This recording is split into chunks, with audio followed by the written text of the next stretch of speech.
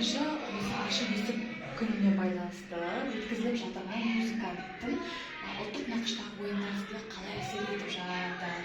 Үйлеріңізде сіздер ұлттық нақышты сақтайсыздар ма, ойын ойнайсыздар ма, немесе ертегілер қандай оқып балаңыздар?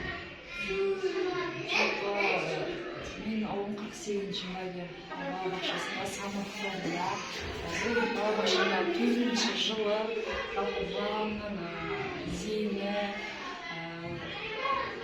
жалпы ой-өрісі өте қатты жақсы дамуда. Әсіресе осы самұрық-тобына келіп осы жаңа бағдарлама бойынша, жаңа жоба бойынша баланың жалпы сөйлеу мәдениеті, әрбір табиғатқа және жалпы ортаға деген көзқарасы басқаша болып кеткенде, баланың ой-өрісі толықтап, өзінің жасына сай, жас ерекшелігіне сай ой-өрісі толықтағандай болды.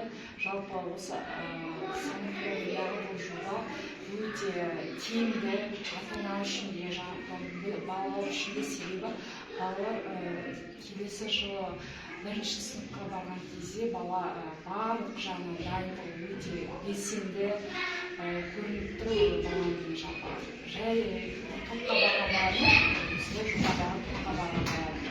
Енді жаңа ұлттық нақыштағы сіздер салт-дәстүр бойынша жалпы өзіңіздің құндылығыңызды сақтап, әсіресе асықпен ойнау дәстүрін жалғастырып жатырсыз. Керемет жалпы дәстүр. Осындай қазақи, әрбір балабақшада қазақи иісі шығып тұрған осындай салттар, іс-әрекеттер, дәстүрге жалғасын тапса деген өте қуаныштымын және жалғасын тапса деген ойдамыз.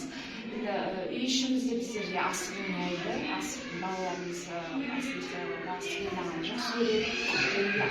Әкесі аптасына бір рет домбыра, гитара деген аспаптармен балаларды қызығушылыққа тарту мақсатында балалармен таныстырып, өздерін қолдарына беріп, өзімізге ойнап ән айтамыз.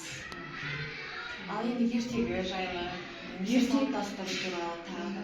Салт-дәстүр енді жалпы мерекемізде 22-ші наурызда әсіресе біздің жоғарғы деңгейде өтеді деп ойлаймын. Манағы 22-ші наурызда барлық істелетін қазақтың салттарын барлығы жасалынады. Сонымен қатар жаңағы ертегі деп айтсыз, ертегі кітапта оқылады. Әсіресе балапан арнасында кешке жатайын деп жатқан кезде сағат 9:30-да ғана ертегі әлемі болады. Сол кезде балаларымызбен бірге отырып қарап